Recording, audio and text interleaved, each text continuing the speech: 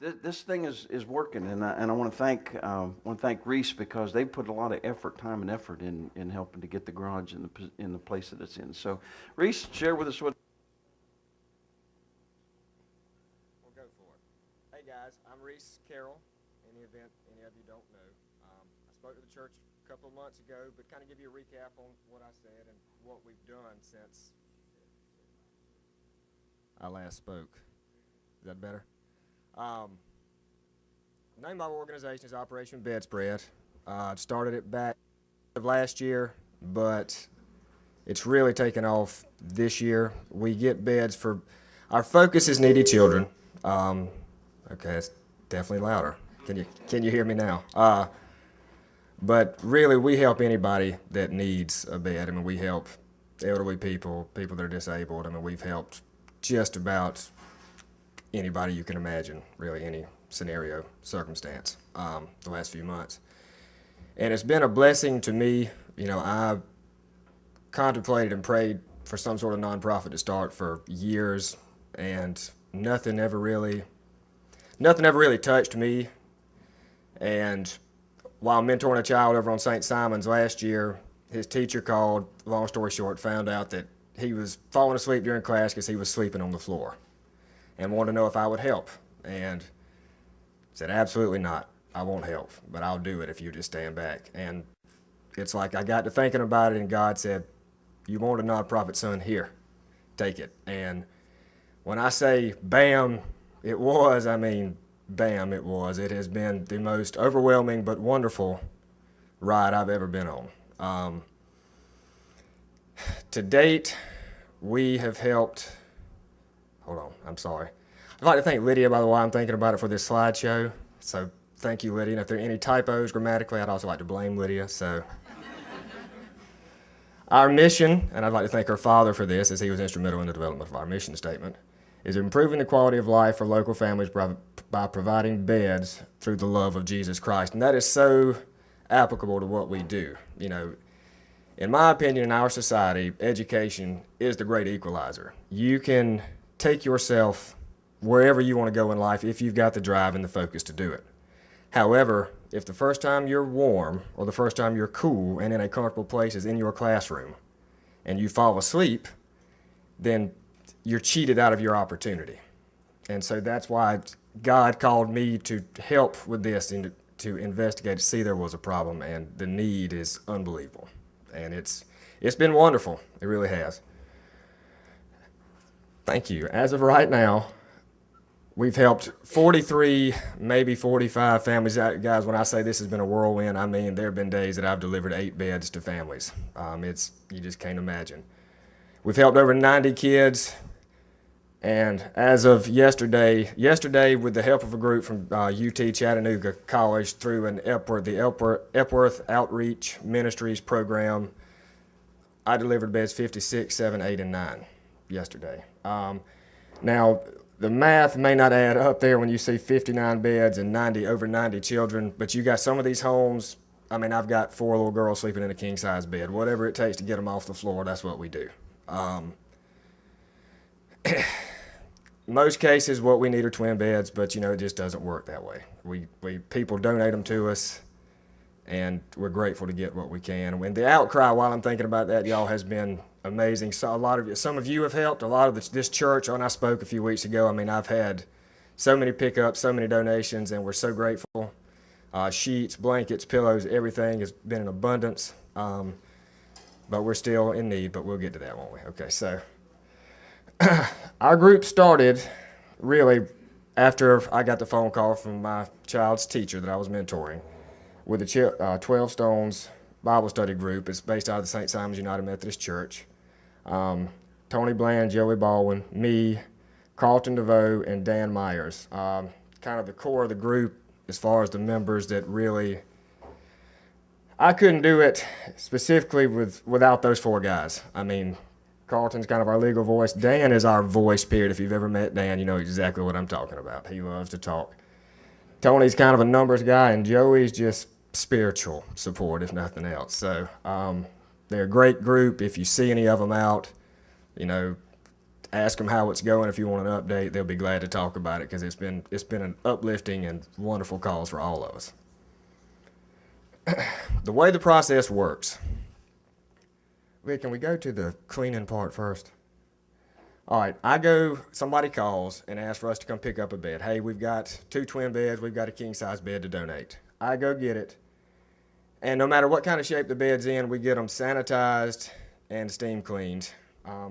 A buddy of mine has been gracious enough to help us with this. His name's Jimmy Seaman, and he's got Affordable Services of Georgia over on St. Simon's, and he services Brunswick, and he's actually it's a carpet cleaning business, but they do furniture and mattresses. And this is an example outside of the garage.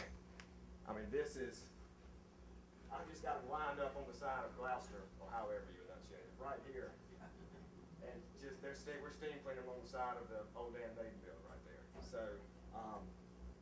we take them inside, we put a fan in front of them. Jimmy's got these jet fans that they dry like if a hotel has a ballroom or something with a flood. And I mean, it dries them out in 2 hours. Boom, they're ready to go. So, if we go back to delivery. This is how I get them there. It's usually my truck or either a flatbed. Now, Jimmy also loans us use of his box truck, so when it's raining, we can make deliveries. That's what I used yesterday when I delivered 4 beds in, a couple of hours. But this is actually making the move. We're so grateful. We were crammed in the youth house over at St. Simon's Methodist and in my garage. Getting in my garage was almost like an amusement park ride. I mean, it was just mattresses, and you literally had to bounce back because my room is in the back of my garage. So it was an adventure to get in there. So this is me moving all of our stuff. That's probably 25 beds I had on that trailer and on the back of my truck over to the garage initially. And then that's 3 mattresses and 3 box springs I was taking to deliver on the right side. So that's kind of how the process works. It's a slow process. But once again, Jimmy's guys, they do it for free. Don't charge us a dime. And I mean, we could not operate without them. It's just the bottom line. So next, with the sheets, comforters, blankets, and everything else, we bundle them up. Once again, I'd like to thank Lydia and her Bible study group for kind of coming up with the bundling process. And we bundle the sheets, pillowcases, and we break them down into twin, double, king, and queen. And there's a note on there that says, God bless you from Operation Bedspread. And then there's a book called the Life Book. And it's kind of got a couple of parts of the New Testament. I mean, it's aimed towards youth. So, if you take it to 30 kids and 2 of them read it, it makes a difference and opens their heart to God and why these people are bringing these beds to help me, then it was worth everything we've done. So, anyway, that's the sheet bundles. And this is the finished product. These 2 houses, one of these were at one of the projects here in Brunswick. The other one was at a single wide out in Brantley.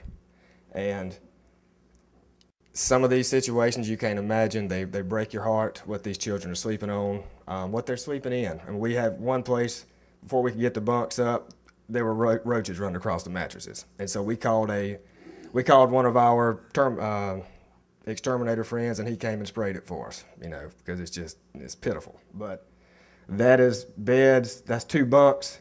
Really, through this whole deal, we've only had 4 sets of bunks donated, which is what we need more than anything. So desperate for bunks, because if people can't afford beds, they can't afford space. And you can't put a king size or queen size bed when you've got 4 kids. It's tough. But that's the finished product. That's the comforters, the bunks installed, and the sheet bundles with the God bless you and the life book on top of them. And that's what I wish we could do this for everybody that's called us, because that's ideally what we need. But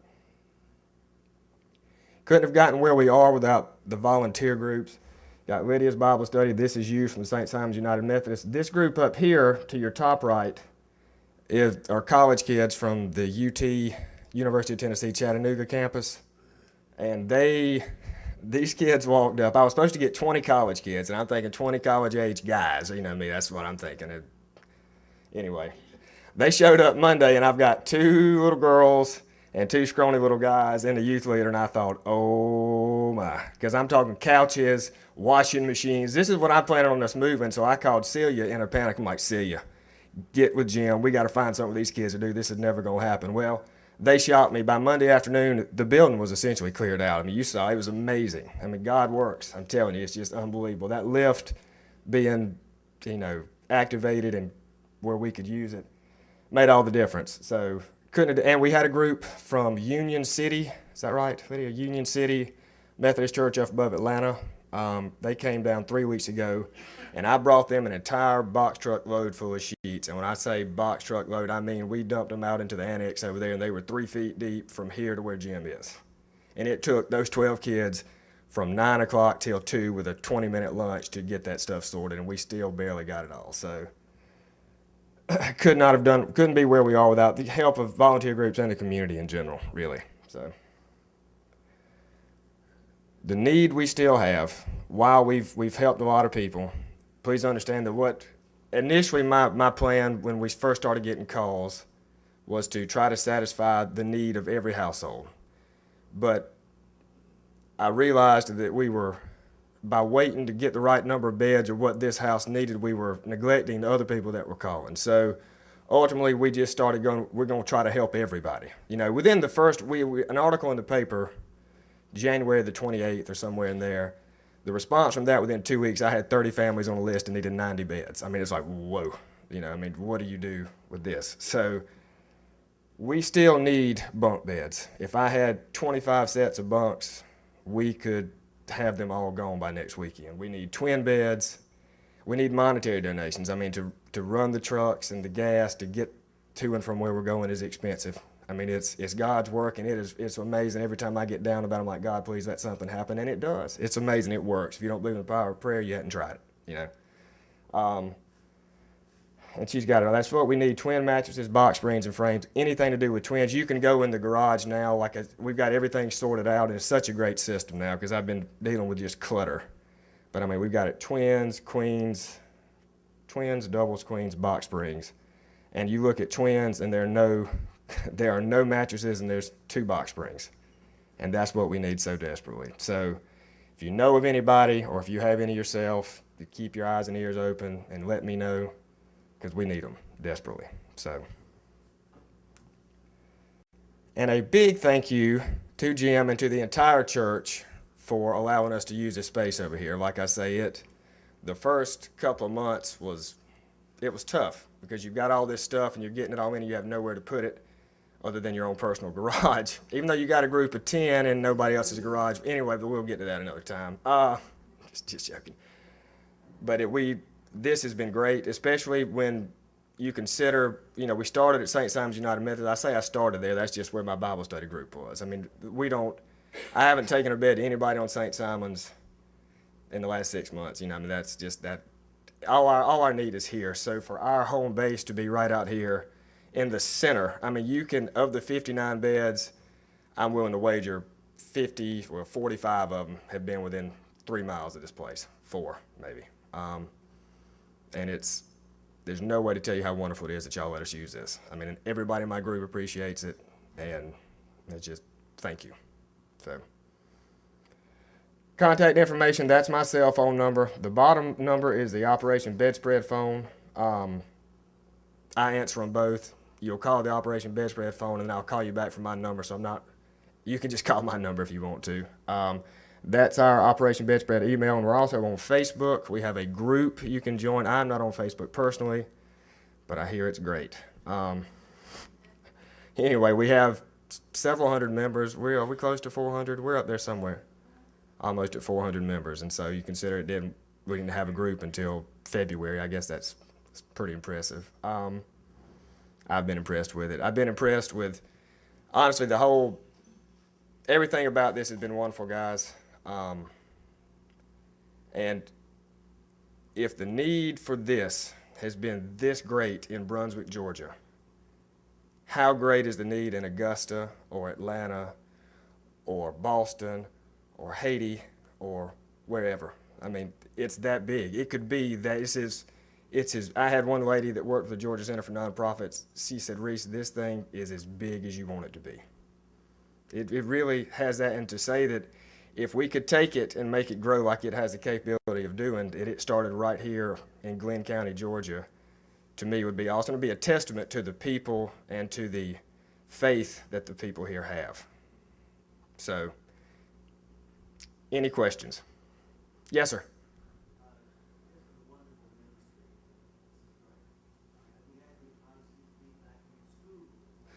Well, like I say, it started with the schools. Before even going to my group, I contacted some social workers with the school and several counselors that I know and teachers from the schools. And we've had positive. We had one school that actually tried to get a grant for us through the Arch Foundation or something. So I grew up, I'm not really familiar with, but haven't heard from them, so I'm assuming that didn't. But they tried all the same. That was awesome that they did. Matter of fact, I'll tell you this, our second family that we delivered to, we took a set of bunk beds and then a king-size bed to the parents, came from Greg Jadone, or however I'm not sure how you say his last name, but he's the head social worker for Gwinnett County Schools. And I told him about our group at the end of December, and he said, I'll get with you the first of the year. And Wednesday, January the 2nd, I had an email from him saying, hey, I got a family, will you help her? And I said, absolutely. And once my group, that was the first time they had been to do it and take beds with me. And once they saw it and felt how powerful it was and saw just the impact it had on these people, because it's the tip of the iceberg. If they don't have beds, then there's so much other need. It really is.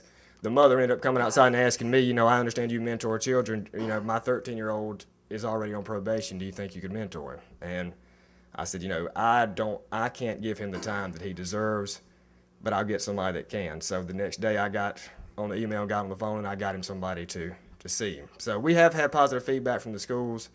It's one of those things you gotta learn to crawl before you can walk and before you can run. So everybody, it's slowly but surely, I think the more people that know about it, the more involved they get. But I've had no negative feedback from anybody, to my knowledge. Anyway. Oh, you mean actually feedback from? No, honestly, I don't know. I'd have to ask. That's a good question. I don't know. That's a good question. I don't know. I would assume, because if you could see what some of them were sleeping on, they don't have any alternative but to be sleeping better. As long as the parents let them sleep on the beds, I know the answer to that question. So, yes, ma'am.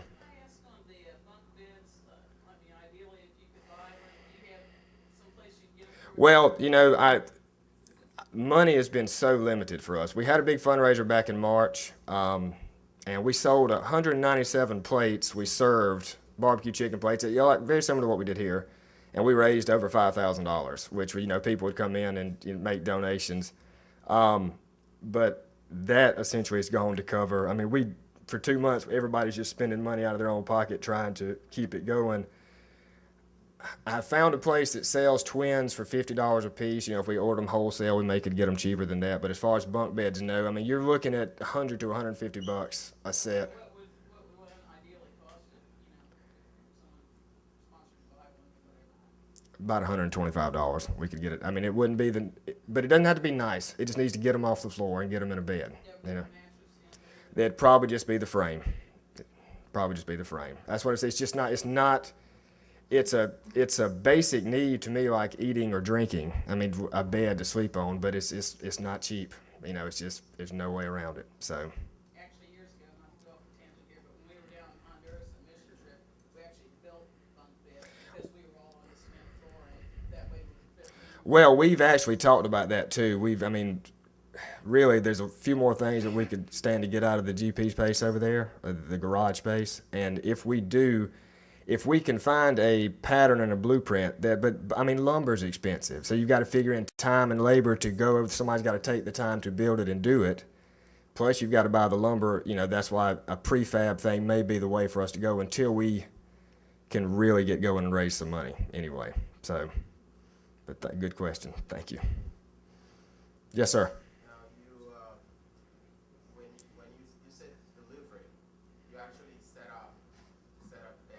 Absolutely. The way it works is when somebody calls and has a need, the first step, people ask, how do you keep people from cheating the system? But this is not, we're not giving them brand new double pillow top, king size, Tempur-Pedic beds here. We're giving them used mattresses that we've had cleaned. It's not, I go to the home and I measure and make sure what we've got and what we can fit. And then once I see it, I come back where I take it down on a notepad, and then I come back, and once we get something that suits their need, that'll get them at least started, then I take it back, and we put it in for them, absolutely. Because honestly, if they can't afford a bed, they probably don't have a car to come get it. It's just the way it is. So. Anybody else? Yes, ma'am. I would like to say thank you for you, your personality, your enthusiasm, your time, Well, thank you. and it has, I'm sure, been the motivation for the whole thing. Thank you. Well, thank you, but it lifts me. I mean, sometimes I almost feel selfish about it because it makes you feel so good. Even though there's times if you let it over, it can overwhelm you till you feel so bad because you want to help everybody, but you can't. You can't do it all at once. But thank you. But it's these kids and helping them has been a lot better for me than it has whatever kind of bed I take them. I can promise you that. That's a fact. But thank you. So, thanks, guys.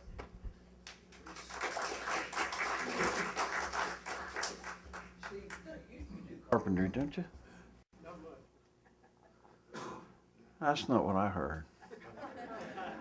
I was just going to see if maybe you could do a little investigation, see what it would take, what the cost of materials would be if we found a simple pattern to make, and we might be able to get a work team together sometime and do if we had the materials and get a Methodist men's work day or something, and maybe assemble a couple bunk beds or something. A lot of retirees that are like, Rees, I would be glad to do it, but with me, I'm spread so thin trying to work and to eat myself and to actually our basic helping people that it's tough for me to do this stuff on the side that would be so important that would help me help Right. people. So if somebody is willing to do that and find out, here's a pattern we can do for this. And I think that takes some investigation because, kind of like you said, if it costs a lot of material, you got more in material and labor than it's worth, then it might be cheaper to buy them wholesale. But that'd be something. If you can check into that, that'd be great. If you can find a pattern for it and see.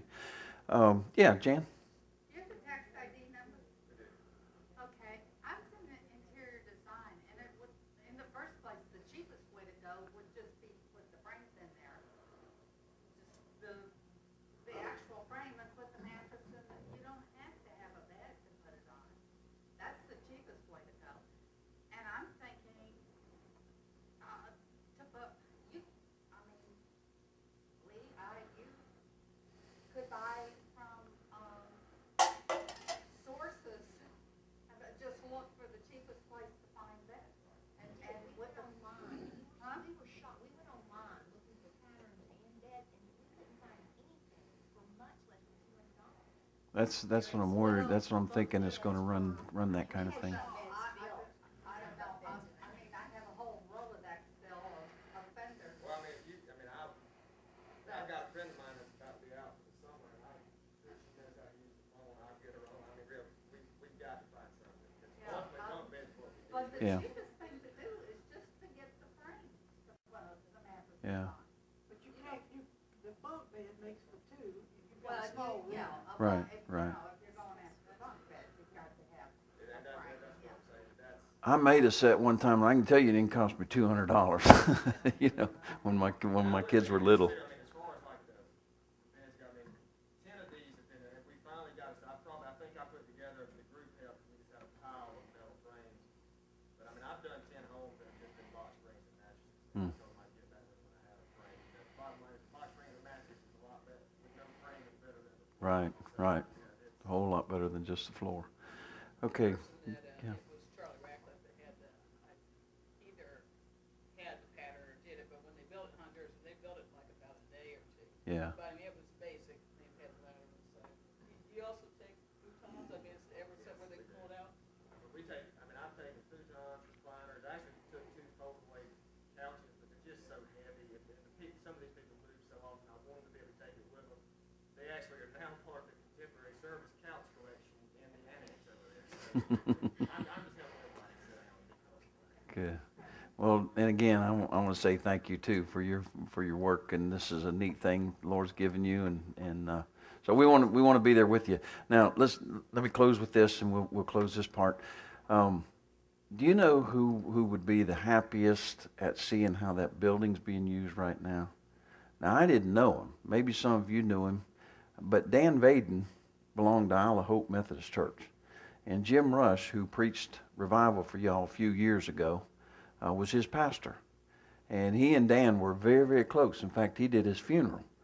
And I want you to think for just a second. We've got the bedspread ministry. We've got the bike ministry. We've got all manner of scouts that meet in there, all 3 levels of scouts. Huh? I haven't finished. Y'all jumping on my story here. I mean, we got Mountain to Sea Ministries parking their stuff in there, but they're working while they're donating. We got GP in there. That's their headquarters. We got Contemporary Worship in the far end. There's not a Methodist layman who would be any prouder of knowing how his business was being used. High school lunches there for the kids. Tuesday chicken lunches, that St. Margaret collaborative effort between Shannon and Alan Ackridge over at St. Mark's Episcopal Church. And 2 weeks ago, they had the largest crowd that they've had so far. They had over 75 high schoolers over there Tuesday at lunch. So, man, we need to put the good news out. I mean, when I first moved here, everybody was saying, oh, I don't know if we ought to keep the building, da-da-da. I've heard several folks say that. Y'all, that is a tremendous facility. And before too long, I'll tell you the next step in the painting process, the trustees have approved to get the paint, and Mountain to Sea is going to paint the building to match, and Jackie Seymour is going to draw the plan to match this building, so when you look at that, you're going to know it belongs to First Methodist Church. So it's going to look good on the outside as well as the inside. It looks so much better if you haven't been in it. That yellow is gone on the inside over there, the kitchen, and it looks good. So now we just need to work on getting a little kitchen in there too. Okay, anybody else want to share anything before we close? Okay, let's have a word of prayer. Lord, thank you for this ministry that Rees has shared with us and that you've laid upon his heart, and for the fellows that help him out with it, and everybody who's contributed to it. And we know that it does indeed help in the community, and our children are most, Father, they're the next generation, and they're the future of this country and this city. And we just pray that whatever we can do to ease living conditions for the poorest of the poor, that we might be willing to do it. And I just pray for the success of it. I pray for their continued mission and work to be undergirded. And Lord, that you would open doors, mattresses, frames, whatever. Lord, just open doors for them to be able to provide this very, very desperate need. Thank you for everybody who's here tonight. And Lord, we pray that you would take us about the rest of the evening with a sense of your presence. We pray in thy name. Amen. You're dismissed.